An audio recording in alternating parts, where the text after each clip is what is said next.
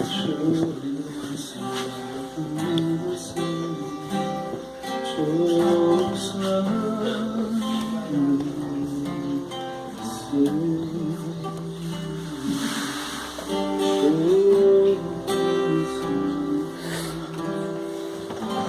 esse momento.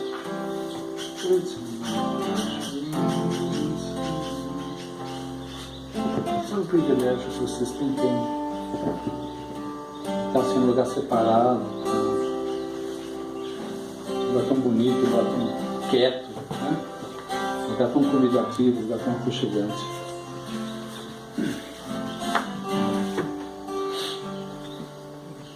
Obrigado, Senhor. Aqui também é um lugar onde eu me escondo no Senhor também. Também aqui é a minha caverna também. É um lugar onde eu sou restaurado, né? Onde eu sou renovado. Porque eu entendo que dá e me será dado. Então quando eu venho aqui ministrar a vocês, eu tenho assim, eu sinto no meu espírito uma convicção. Deus está sendo renovado, tá? Já começou? Ele está sendo renovado, tá? É isso que eu quero. Bom, irmãos, tudo bem com vocês aí? Tudo certinho? Maravilha, como é que foi da semana passada até agora? Todos bem? Sempre perguntando, eu faço filmagem e ponho no YouTube como arquivo, eu não uso, não vendo pregação, tá? Todos aqui já sabem que você está chegando agora, então eu peço permissão a todos para que eu possa filmar, tá? Tenho a sua permissão de filmar, ok? Não vou usar a imagem de ninguém para ganhar dinheiro, jamais faria isso. Aliás, eu estou com uma bronca nisso, que eu estou vendo no YouTube. Agora, tudo que é no YouTube agora é monetizado, né? Você está vendo a pregação, entra propaganda, não sei o que lá, sei o que lá. Nossa, eu vejo que esses vídeos no YouTube que tem um monte de espaços de propagandinha, eu nem vejo mais, cara. Não tenho mais paciência, sabe? Nossa, eu não gosto disso. Então, por não gostar disso, eu jamais faria isso.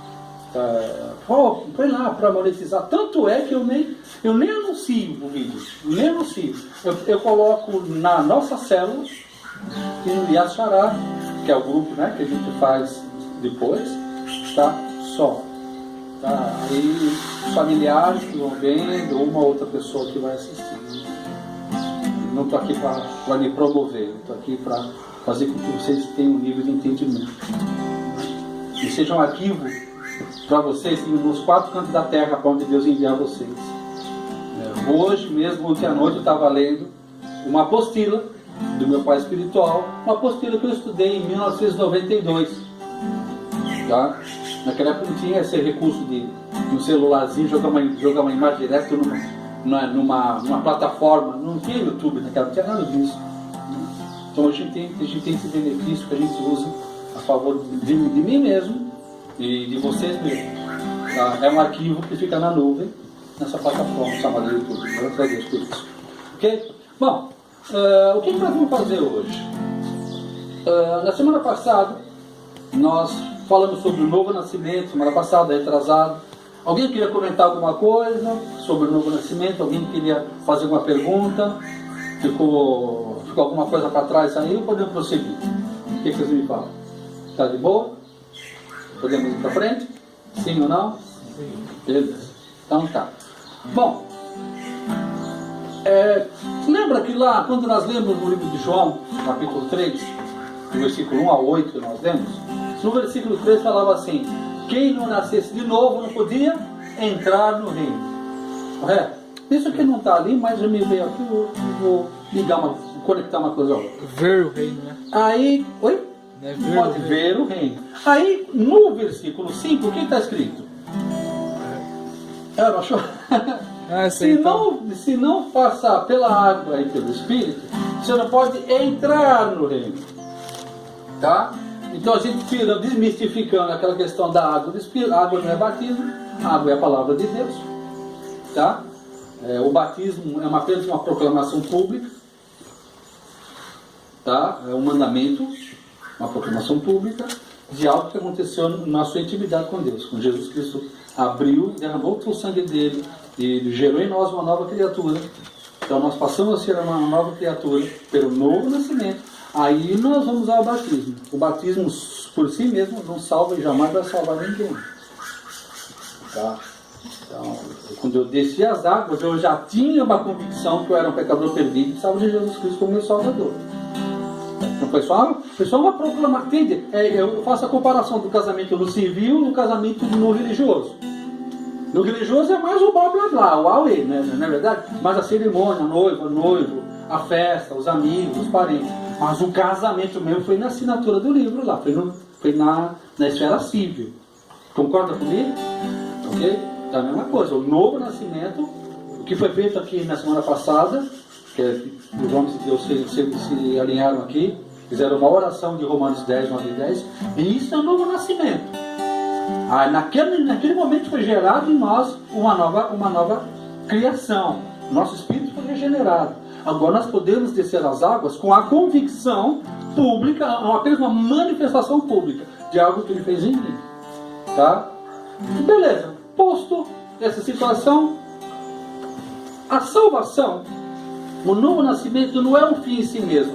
É só uma porta para você entrar nas dinâmicas de Deus. Porque Jesus não morreu para te salvar. Jesus não morre para salvar. A salvação foi um meio de restaurar uma condição anterior. O que ele veio, o que ele falou? Eu vim trazer o reino. Eu vim trazer o reino. A intenção primordial do Abba é estabelecer o reino na terra. Tanto é que ele pregava e ensinava o evangelho do reino. Estou certo ou errado? É isso ou não é isso? Então, baseado nisso, o que ele fazia? Ele estabelecia princípios do reino. E dentro desses princípios do reino, uma das coisas que ele começou a ser mais didático é nesse assunto que nós vamos falar. Esse assunto eu estudei no primeiro ano do meu seminário. Chama-se, o nome da matéria é Prosperidade Divina. Prosperidade Divina. Esse é um assunto que ele traz muito contraditório, porque as igrejas andam nos dois extremos. Ou as igrejas se tornaram mercenárias, só fala disso, ou se tornaram tão preocupadas que não falam, não ensinam sobre isso. Então os dois extremos são errados. Deus nos sugere uma vida de equilíbrio, né? Nem mercenário e nem ignorante com relação a esse assunto, mas sabedores. A minha experiência pessoal com essa matéria que eu vou te ensinar, eu vou contar para vocês a minha experiência pessoal. Em 1991, se não me engano, eu estava no primeiro ano da escola de treinamento ministerial. Como que eu fui parar nessa escola? Essa escola ficava na cidade de Guarulhos e eu morava no Tatuapé. Tá? Nessa época eu estava desempregado, morando de favor na casa da minha sogra. Essa era a minha situação. Tinha 31, 32 anos na época, por aí, mais ou menos. Tá? E para acabar de dificultar as coisas, me peguei catapora. Né? Então, caramba, né? Eu estava numa situação muito ruim. A minha mãe era funcionária pública e ela teve acesso a essa escola e começou a frequentar a escola e trouxe, naquela época tinha aquelas fitas cassete, então ela trazia as fitas cassete para eu ficar ouvindo, enquanto eu estava cheio de coceira lá, né? E eu não tinha dinheiro para ir para essa escola, eu tinha que tomar 2 ônibus para ir e 2 ônibus para voltar, sendo até que um ônibus era intermunicipal, né? São Paulo, Guarulhos. A minha mãe, naquela época, tinha um papelzinho chamado passe de ônibus. Alguém sabe o que é isso aqui? Sim. Né? Aqueles passes, né? Então, minha mãe me dava uns passes para mim, né? Então, ela deixava um montinho de passe lá. Só, filho, para você ir para a escola. Eu comecei a frequentar essa escola. E ali eu comecei a ouvir sobre prosperidade de vida. E comecei a entender que dentro do plano da salvação de Deus, não é só me livrar do inferno. Livrar do inferno é um detalhe. O que Ele quer para mim? Ele quer que eu me alinhe com o plano e projeto dele. E Ele quer que eu prospere em tudo, espírito, alma e corpo. Daí essa lição de prosperidade divina, eu comecei a entender como que Deus prospera o seu povo. Porque nós precisamos da prosperidade de Deus. Porque Jesus morreu na cruz também por isso. Estão entendendo? E o que a gente mais vê, eu sofri tanto por não ter a prosperidade de Deus na minha vida. Tanta agonia, tanta humilhação que eu passei, por não ter acesso a essa bênção tão grande de Deus, que é a prosperidade divina. Comecei a ouvir. E comecei a praticar o que a gente vai, ao longo desses encontros aqui, a gente vai compartilhar. E eu comecei a aplicar esses princípios. 6 meses, 1 ano depois, de eu ter estudado e semeado o que eu aprendi nessa escola, eu saí dessa casa de favor aí, no Tatuapé, fui morar em Guarulhos, uma casa de 10 cômodos. Eu tinha tantos móveis que eu fui obrigado, infelizmente, a devolver para a loja, porque não cabia na minha casa. A dona da loja falou: você comprou tanta coisa que não cabe na sua casa, não cabe na minha casa. Em 1 ano, Deus me abençoou 2.000% sobre o emprego que ele me colocou no lugar. E Deus foi quem prosperou, multiplicando. No outro ano, eu estava fazendo as viagens internacionais com o meu próprio dinheiro. Por causa da prosperidade divina. Tá. Então, eu gosto de ensinar aquilo que eu vi. Sempre nós aprendemos na aula passada. Em verdade vos digo. Eu não gosto de ficar falando teorias, filosofias. Eu gosto de falar de coisas que eu vivo, coisas que eu vivi. Porque eu vou estar pronto para responder perguntas. Ok? Beleza? Até aqui? Abre a Bíblia de vocês, o livro de Mateus.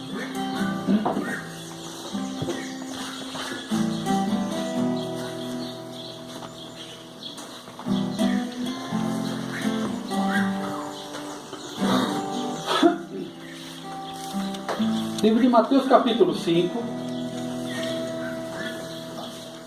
Ô Ricardo, quer pegar o microfone aí? Por favor, você já está mais pertinho na bica aí. Leia para mim, por favor, Mateus capítulo 5. Leia do versículo 1 ao versículo 5.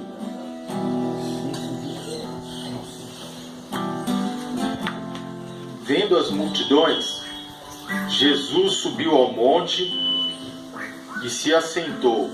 Seus discípulos aproximaram-se dele e ele começou a ensiná-los, dizendo: Bem-aventurados os pobres em espírito, pois deles é o reino dos céus.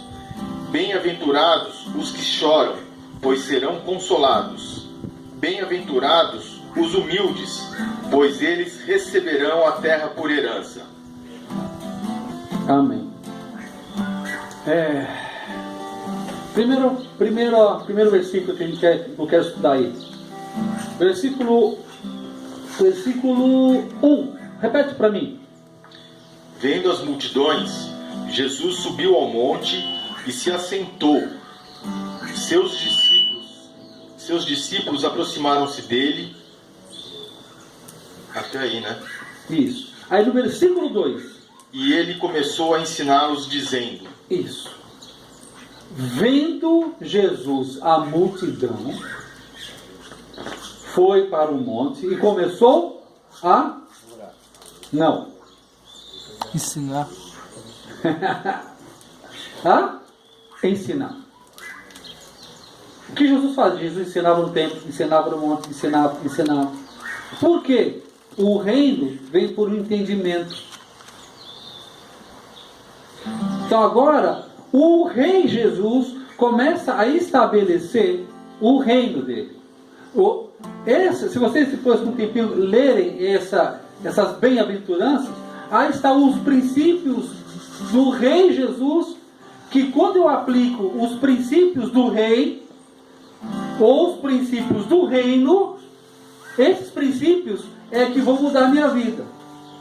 Então aí já vai cair uma ideia por terra. É Jesus que me prospera? Não. Jesus não prospera. O que prospera são as leis, os princípios, os fundamentos é que te prospera. Jesus é para receber a nossa adoração. Quando eu preciso de alguma coisa, não é Ele quem te dá. Ele fala, obedeça os meus mandamentos. Entendeu?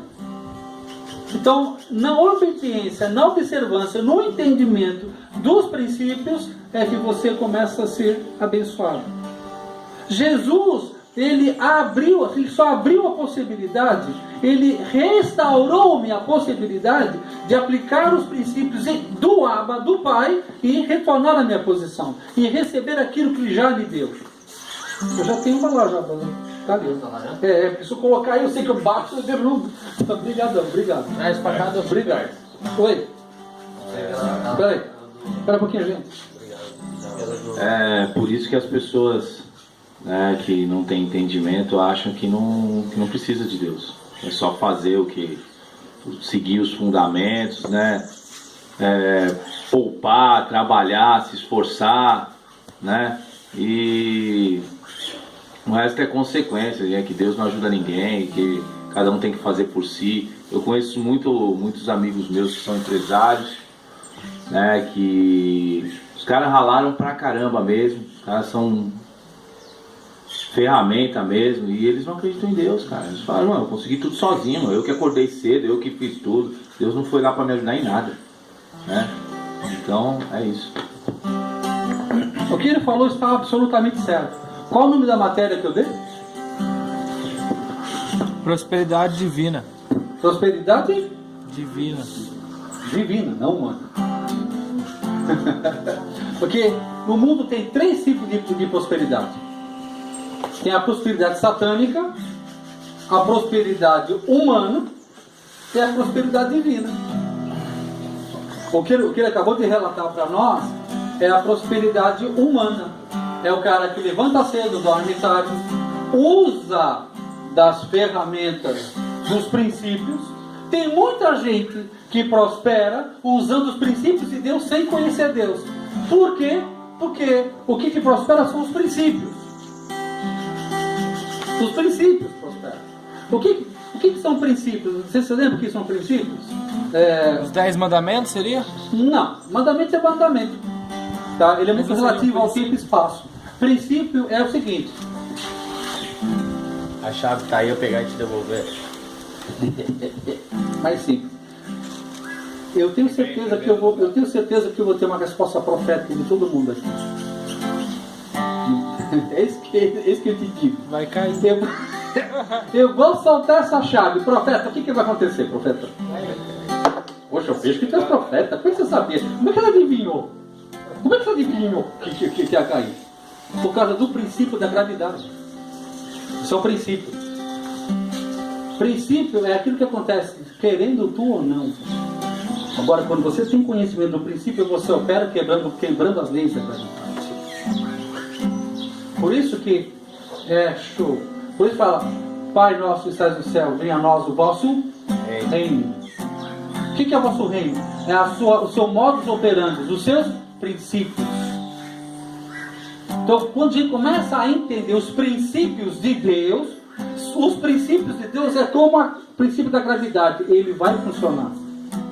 Ele vai funcionar. Porque são princípios divinos. E até o incrédulo, quando aplica os princípios divinos, sem querer, sem entender, entende que princípio é princípio. Se eu soltar a chave na China, a chave cai ou a chave sobe? Se eu soltar a chave na União Soviética, a chave cai. Porque é um princípio universal. São princípios. O reino de Deus é um conjunto de princípios. E quando a gente conhece os princípios, flui nele, a tua vida faz diferença. Jacó, José, Davi, Ezequiel, homens que andaram nos princípios. Tem lá, quer ver? Não tem nada a ver com a matéria, vamos lá. A multiplicação dos pães. Quem sabe, quem já leu e já ouviu sobre isso? Todo mundo já viu, né? Jesus pegou 2 peixinhos e mais 5 pães. 5 pães. Tá? Quem tinha isso? Um garoto. Com isso ele alimentou quanta gente? 5.000 homens. 5.000 homens. E sobrou. Glória a Deus. Como é que ele multiplicou? O que ele fez? Deu graça. Abençoou. Sim. Tudo bem. As respostas são legais. São tudo respostas interessantes, mas nada objetivas. Primeiro Macfish do mundo. Sure, é isso aí. Mas o que ele fez? Dando graças, ele partiu. O princípio é esse. O princípio é esse. Já, no reino de Deus, tudo que se divide multiplica. Aleluia. Você quer que multiplique? Você quer que multiplique? Compartilha. Compartilha. Compartilha. O princípio, ele pegou, ele falou, não interessa quanto eu tenho. Interessa o que eu vou fazer com o que eu tenho. Tá, ok. Tá? Porque ele conhecia o quê? Ele era o quê? Ele é o princípio, né? Jesus é o princípio e o fim. Ele é a metodologia. Ele fez a metodologia, ele começa a compartilhar, a dividir. Nesse processo que vai dividindo, ele vai multiplicando. Aí já está um princípio. Tá? Em África, foi no meio daquela fome, daquela situação, Deus tocou no coração de um homem, pregador, começou a pregar prosperidade divina no meio da África. Tá? Pô, mas o pessoal na fome, não tinha nada. Eles começaram a fazer essa questão, entendendo que o que eles precisavam receber, eles tinham que compartilhar. Eles tinham que dar coisas de valores para receber coisas de valores. Eles começaram a aplicar isso. Chegou um tempo que eles compartilhavam sabonete. Então depois que eles tinham pedaço de sabonete, eles tinham um sabonete. Eles rachavam no meio, uma faquinha, e davam para uma outra família que não tinha. Foi o único lugar de vilarejo que começou a prosperar. Amém. Que são os princípios que fluem e começam a ativar à sua volta. E começa a ver o milagre. O milagre, ele é ativado quando você obedece os princípios. Jesus, ele te recebe, ele te abraça, mas o que te prospera, te cura, são os princípios. Por isso que às vezes não serve, ele cuspia, vai nos olhos, vai ao tanque de Siloé. Por que ele não curou? Princípio. Por que ele falou, segue e vai ao tanque de Siloé? Siloé, em hebraico, é o enviado, uma visão apostólica. Ele estava cego, mas ele precisava abrir os olhos, não com uma cegueira física, mas com uma cegueira espiritual. Vai ao tanque de Siloé. Vai ao lugar apostólico e a tua visão é aberta. Às vezes a nossa falta de visão é apenas uma falta de visão apostólica. Está entendendo? Amém. A gente vai falar aqui de tecnologias divinas, coisas que estão ocultadas, que somente por visões apostólicas e proféticas a gente vai trazendo de novo para a igreja, restaurando veredas antigas. Porque, vamos falar, o Brasil está precisando de prosperidade divina. A igreja de Deus está precisando de prosperidade divina. Que Satanás está fazendo muita bagunça na política, por intermédio de princípios satânicos, roubando muito dinheiro. E a igreja está só reclamando, e a igreja não se move naquilo que Deus deu para ela, sua ferramenta, prosperidade divina. Eu estou passando para vocês, estou filmando aqui, estou trazendo de novo verdades antigas, que a igreja ficou com medo de falar. Se pastores roubaram, o problema é deles. Isso não faz a palavra negativa, a palavra continua fiel e verdadeira. A palavra continua sendo fiel e verdadeira. Seja o homem mentiroso e a palavra verdadeira. Ok? Vamos lá. Isaías 61. Vamos dar uma chegadinha lá no profeta Isaías.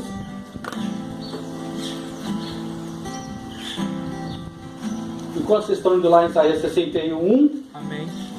Quando vocês estão indo lá, deixa eu só pegar um trechinho aqui com as palavras que eu estava esquecendo. Ainda lá no livro de Mateus, diz assim: bem-aventurados os mansos, pois estes herdarão. Tá aí, Ricardo, lembra? Desculpa fazer voltar, gente. Eu não podia ter comido bola nesse versículo. Esse versículo ele é chave. Mateus 5. Ó, 5, qual versículo? Deixa eu pegar aqui. 5. 5, 5. Eu acho que é 5:5. Mateus 5:5. Por favor. Aqui no meu está os humildes. Bem-aventurados os humildes, pois eles receberão a terra por herança. Outra tradução?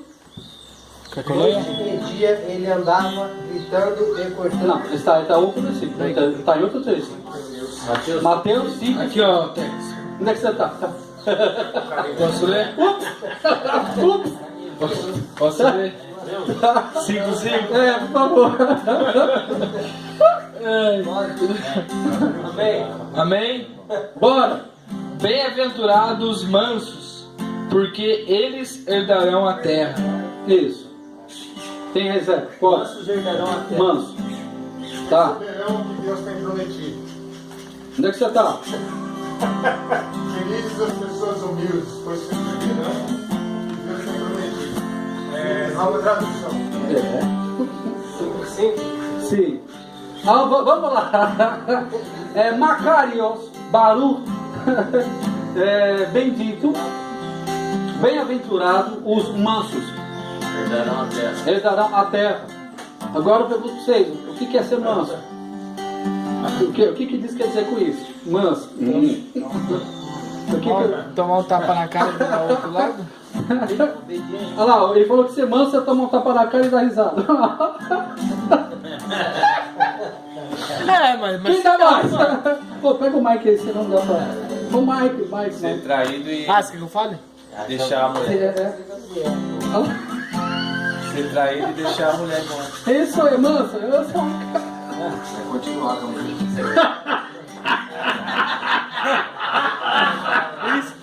Pior que você traz pra mulher, continua com a mulher. Isso é um corno, manso, né? Ser calmo, ser controlado. Calmo, sereno e tranquilo. Aí, ser calmo, sereno e tranquilo. Quem mais? Controlado. Quem mais? Perseverante. Quem mais? Quem dá mais? Quem dá mais? Obediente. Show, beleza. Bem-aventurados os obedientes. Alguém que darão a não... terra. Revestido de veludo. Revestimento. É alguém que... No original, em verdade vos digo. O que está escrito no original? Bem-aventurados os ensináveis, moldáveis. A palavra manso é ensinável, moldável, fácil, de fácil ensino. Está disponível ao trabalhar de Deus. Está disponível ao trabalhar de Deus. Mike Murdock, uma vez ele falou que ele queria comprar um cachorro para ele. Ele foi no lugar que vendia cachorro, treinado. Falou, quero um cachorro bom, treinado. O cara falou, tem 3 aqui. Tá? Esse aqui custa R$500. Este aqui custa R$5.000. E esse aqui, R$50.000. É tudo cachorro, rapaz. Como é que pode isso? Ele falou o seguinte: esse, primeiro, você dá uma ordem para ele, ele deita e dorme. O segundo, você dá uma ordem para ele, ele obedece. Quando quer. O terceiro, você pensa e ele faz. Então, a tua capacidade de assimilar informação determina o valor que você tem. O oposto de manso é selvagem, arredio, né? Jumento selvagem, burro, estúpido. A maioria dos nossos problemas financeiros tem a ver com falar americano, com a sua estupidez, né? You are stupid, você é estúpido. O que é isso? Yeah. Por que isso? Porque todo dia, Deus manda uma oportunidade de você prosperar. Mas por causa da sua estupidez, você não prospera. A estupidez significa ignorância. Ignorância dos princípios. Muitas vezes a chance, a oportunidade passa por você assim. Mas por causa da nossa ignorância, do nosso orgulho, da nossa falta de moldabilidade, da nossa dureza de coração, passou batido. E no outro dia Deus tem que criar uma outra situação. Porque Ele tem que fazer isso porque Ele é fiel e justo. Agora, se nós não somos conhecedores das tecnologias divinas, das oportunidades, a gente não prospera. Tá? Outubro, julho, agosto, setembro, outubro. Em agosto de 1994, um domingo de manhã, eu estou vendo uma pastora chamada Valnice Milhões, uma mulher de Deus. Tá? E ela faz assim: estou fazendo um anúncio da caravana para Israel. Quem quiser vir para Israel. E eu estava vendo televisão, olhei para aquela mulher, olhei para aquilo. Eu falei assim para Deus: eu quero ir para Israel. Mas eu não tenho um tostão. E naquela época o dólar era 3-1. Ou 4-1. Coisa pesada, inflação galopante. E o que eu tinha, eu já vivia bem, mas para fazer uma viagem de Sinai, né? E eu vivia de comissão. Eu não vivia de salário fixo. Tá? Eu tinha um salário fixo baseado em comissão de trabalho. Tá? Mas eu quis ir. Tá? E eu vi que faltavam 3 meses. E naquela época, você não pagava a viagem depois. Você tem que pagar tudo antes.